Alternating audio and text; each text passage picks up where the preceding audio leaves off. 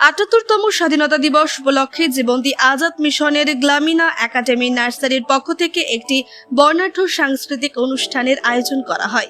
আজ বৃহস্পতিবার স্বাধীনতা দিবস উপলক্ষে সকালে গ্লামিনা একাডেমি নার্সারি ছাত্রছাত্রী নিয়ে প্রভাত ফেরি করে পতাকা উত্তোলন করা হয়।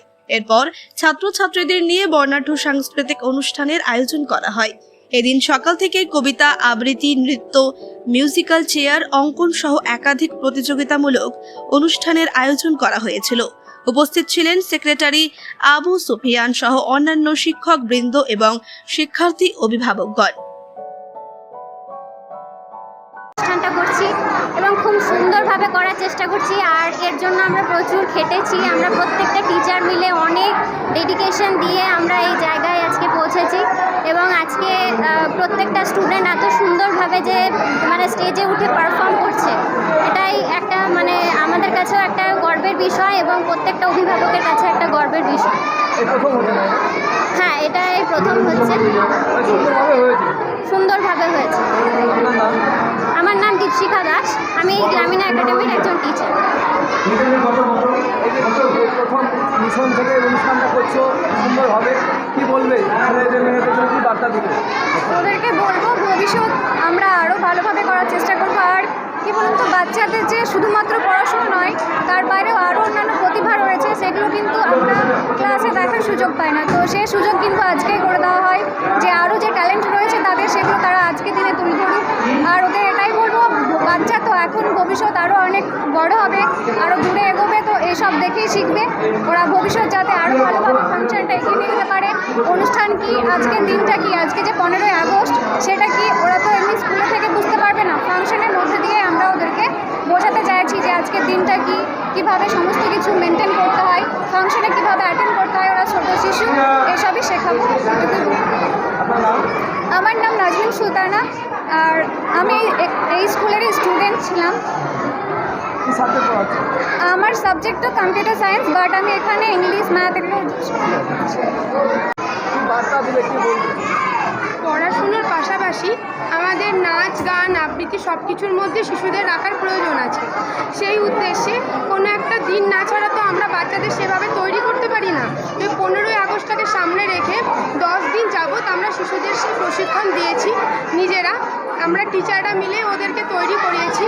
স্বাধীনতার উপর আমরা কবিতা, গান, আবৃত্তি, নানা ধরনের জিনিস, অ্যাক্টিভিটিস যেগুলো ওরা করলে আনন্দ পাবে, সাথে সাথে শিখবেও, এই ধরনের জিনিসগুলো আমরা রেখেছি।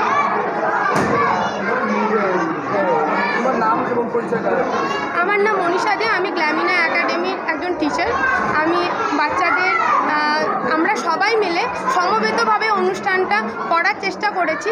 সাথে আমাদের এই শিশুগুলো এত বেশি সহযোগী আমাদের সাথে যে ওরা এতক্ষণ রয়েছে সকাল থেকে এবং সব রকমভাবে আমাদেরকে সহযোগিতা করছে, সাথে অভিভাবকেরা।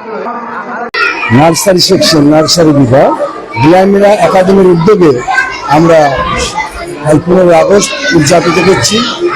নার্সারির সমস্ত ছাত্রছাত্রী এবং শিক্ষকবৃন্দ এই অনুষ্ঠানে উপস্থিত আছে।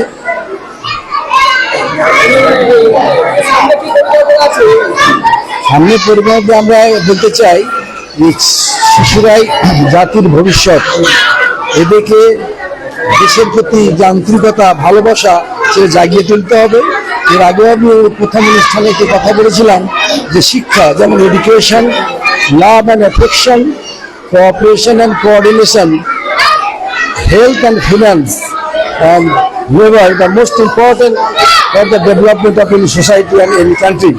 এই আদর্শকে সামনে রেখে আমরা এগিয়ে যেতে চাই। আমরা হিন্দু নই, মুসলমান নই, আমরা খ্রিস্টান, আমরা সকলেই ভারতবাসী।